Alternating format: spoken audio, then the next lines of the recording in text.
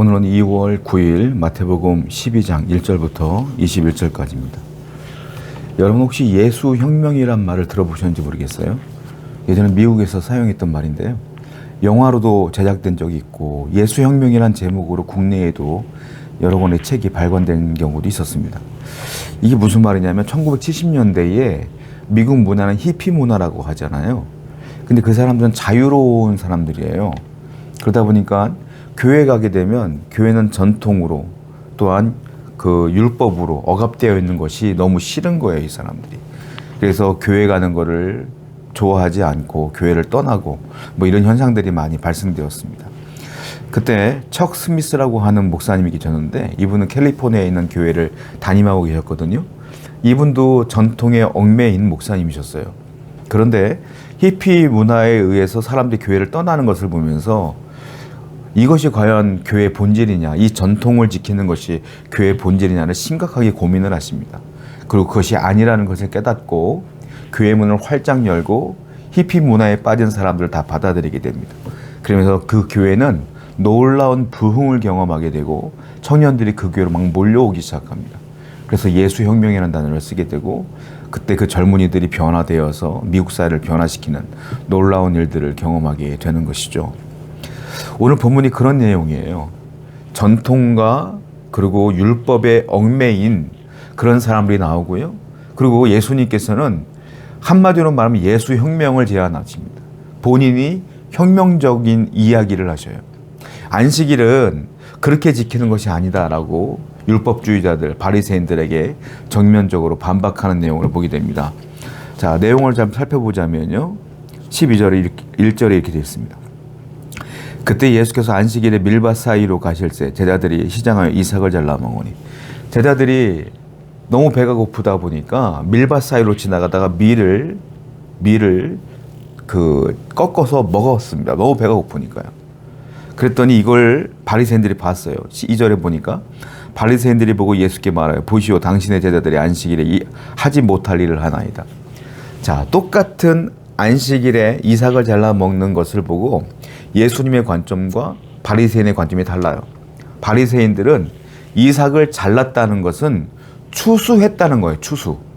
추수를 했다는 건 일을 했다는 건데 안식일에 일하지 말라고 했지 않느냐. 당신들은 안식일을 범했다. 이렇게 표현합니다. 근데 예수님은 이렇게 말하죠. 3절 예수께서 이르시되 다윗이 자기와 그 함께한 자들이 시장할 때 한 일을 읽지 못하였느냐. 그가 하나님의 전에 들어가서 제사장 외에는 자기나 그 함께한 자들이 먹어서는 안 되는 진설병을 먹지 아니하였느냐.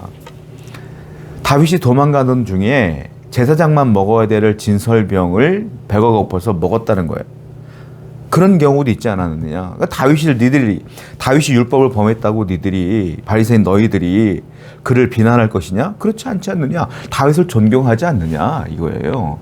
왜 율법이라는 것을 두고 그때에 맞춰 사람에 따라 다르게 적용을 시키느냐 이 말이죠. 배가 고프기 때문에 먹은 거 당연한 거 아니냐. 하나님의 율법은 말씀은 사람들의 생명을 유지하기 위함이며 사람들에게 유익을 주기 위함인데 이것 형식이 뭐가 중요하냐라고 주님께서 말씀하시는 거예요. 사람에게 유익을 주는 것이 더 중요한 거 아니겠느냐 이 말씀이고요. 5절 보니까 또 안식일에 제사장들이 성전 안에서 안식을 범하여도 죄가 없음을 너희가 율법에 쓸지 못하느냐. 그렇죠. 안식일 날 성전 안에서 일하는 사람들이 있어요. 누구예요? 제사장들, 레위인들은 성전에서 제사를 지내기 때문에 그걸 일을 하는 거예요. 그 사람들에게는 그게 일이에요. 그 안식일을 범하는 거 아니냐? 왜 근데 성경에서는 그 사람들이 안식일 날 그 제사를 돕는 일들에 대해서는 왜 일이 아니라고 하느냐? 다 너희들에게 유익을 주기 위함이 아니겠느냐 이 말이에요. 그런데 너희들은 왜 그걸 가지고 사람에 따라 환경에 따라 바꿔서 얘기하느냐? 이 말이죠. 그래서 중요한 말씀하시죠. 6절이요. 내가 너에게 이르노니 성전보다 더 큰 이가 여기 있느니라. 성전보다 더 큰 이가 바로 나 아니냐. 내가 여기 있지 않느냐 이 말이에요. 7절 나는 자비를 원하고 제사를 원하지 아니하노라. 하신 뜻을 너희가 알았더라면 무죄한 자를 정죄하지 아니하였으리라. 제사보다 더 중요한 게 자비요 사랑이다 이 말이죠. 8절 인자는 안식일의 주인이니라. 9절 거기서 떠나 그들의 회당에 들어가니. 자, 예수님께서는 내가 안식일의 주일인데 내가 이거 괜찮다고 말하고 있지 않느냐 이 말이에요. 우리는 알아야 될 게 있는데요. 안식일의 본질이 무엇이냐를 아셔야 돼요. 율법의 본질이 무엇이냐를 알아야 돼요. 많은 사람들은 율법이라고 하는 그 형식에 얽매인 경우가 많아요. 그리고 율법을 형식에 얽매이고 율법을 내 삶의 기준으로 삼아서 이걸 지키지 않는 모든 사람들을 다 정죄하는 경우가 많아요. 여러분, 제가 다시 말하지만 율법을 다 지킬 수 있는 사람은 없어요, 이 땅에. 여러분들은 어떠세요? 우리 안에는 죄성이 있어서 죄인이기 때문에 가만히 있으면 죄를 짓게 돼 있다니까요. 우리가 노력하지 않으면 율법을 지킬 수가 없어요. 율법을 지킨다고 해도 100% 완벽하게 지킬 수가 없어요. 그런데 사람들은 쟤보다 내가 조금 더 잘 지키니까 라는 의로움을 갖고 살아요. 그리고 저 사람들을 정죄하고 살아요. 예수님이 말씀하시는 건 말씀으로 정죄하지 말아라. 말씀은 나에게 이익과 유익과 기쁨과 평안과 안식을 주는 것이지 말씀으로 사람들을 정죄하지 말아라. 이 말씀을 계속적으로 하고 있다는 겁니다. 이 말씀을 마치시고 예수님은 회당으로 들어가십니다. 회당에 들어갔던 10절에 보니까 이런 사람이 있어요. 한쪽 손 마른 사람이 있는지라 사람들이 예수를 고발하려 하여 물어 이르되 안식일에 병 고치는 것이 옳으니까. 바리새인들이 화가 많이 났어요. 때마침 회당에 보니까 손 마른 사람이 있어요. 손에 문제가 있는 분이 계세요. 그날이 안식일이었어요. 예수님께 물어봐요. 고발하려고. 당신이 말했던 것처럼 자, 안식일 날 당신 자비를 원했죠. 사랑이라고 했죠.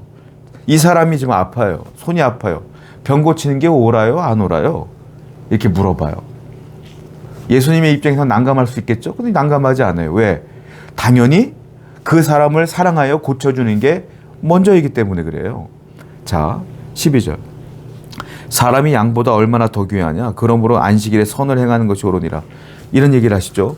너희들이 양을 치다가 양을 잃어버렸다고 하자. 근데 그날 잃어버린 날이 안식일이야.